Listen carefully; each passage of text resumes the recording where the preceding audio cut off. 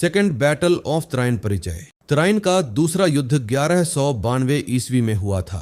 यह युद्ध राजपूत शासक पृथ्वीराज चौहान और घूर के शासक मोहम्मद घोरी के बीच लड़ा गया था। यह युद्ध भारत के इतिहास का बहुत महत्वपूर्ण युद्ध माना जाता है, क्योंकि इसके बाद उत्तर भारत में मुस्लिम शासन की शुरुआत हुई। युद्ध का कारण पहले तराइन युद्ध 1191 में मोहम्मद गोरी हार गया था। हार के बाद गोरी ने बदला लेने के लिए बड़ी सेना तैयार की। वह फिर से भारत आया और पृथ्वीराज चौहान से युद्ध किया। युद्ध का स्थान यह युद्ध तराइन, वर्तमान तरावड़ी, हरियाणा में लड़ा गया था। युद्ध का वर्णन मोहम्मद गोरी लगभग 1 लाख से अधिक सैनिकों की सेना लेकर आया। उसने अपनी सेना को कई हिस्सों में बांट दिया। उसकी सेना में तेज घुड़सवार और तीरंदाज अधिक थे।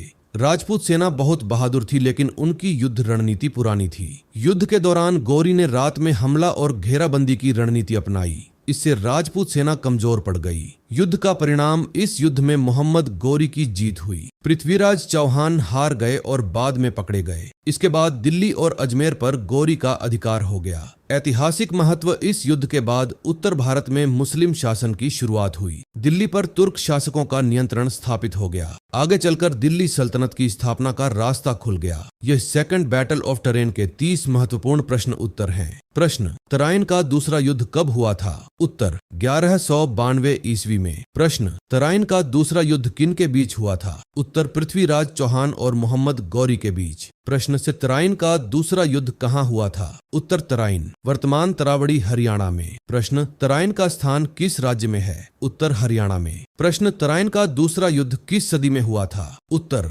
12वीं सदी में। प्रश्न: दूसरे तराइन युद्ध में किसकी सेना का नेतृत्व पृथ्वीराज चौहान ने किया? उत्तर: राजपूत सेना का। प्रश्न: मोहम्मद गौरी किस स्थान का शासक था? उत्तर: घूर, अफगानिस्तान का। प्रश्न: दूसरे तराइन युद्ध का मुख्य कारण क्या था? उत्तर: पहले युद्ध की हार का बदला लेना। प्रश्न: पहले तराइन युद्ध में किसकी जीत हुई थी? उत्तर: पृथ्वीराज चौहान की। प्रश्न: पहले युद्ध के बाद मोहम्मद गौरी ने क्या किया? उत्तर: उसने फिर से बड़ी सेना तैयार की। प्रश्न: दूसरे तराइन युद्ध में किसकी जीत हुई? उत्तर: मोहम्मद गौरी की। प्रश्न: इस युद्ध में पृथ्वीराज चौहान का क्या हुआ? उत्तर: वे हार गए और बंदी बना लिए गए। प्रश्न: दूसरे तराइन युद्ध के बाद दिल्ली पर किसका अधिकार हो गया? उत्तर: मोहम्मद गौरी का। प्रश्न: दूसरे तराइन युद्ध के बाद अजमेर पर किसका नियंत्रण हो गया? उत्तर: मोहम्मद गौरी का। प्रश्न: मोहम्मद गौरी की सेना में कौन से सैनिक अधिक थे? उत्तर: तीरंदाज। प्रश्न: मोहम्मद गौरी ने युद्ध में कौन सी रणनीति अपनाई? उत्तर: सेना को कई भागों में बांटकर हमला करना।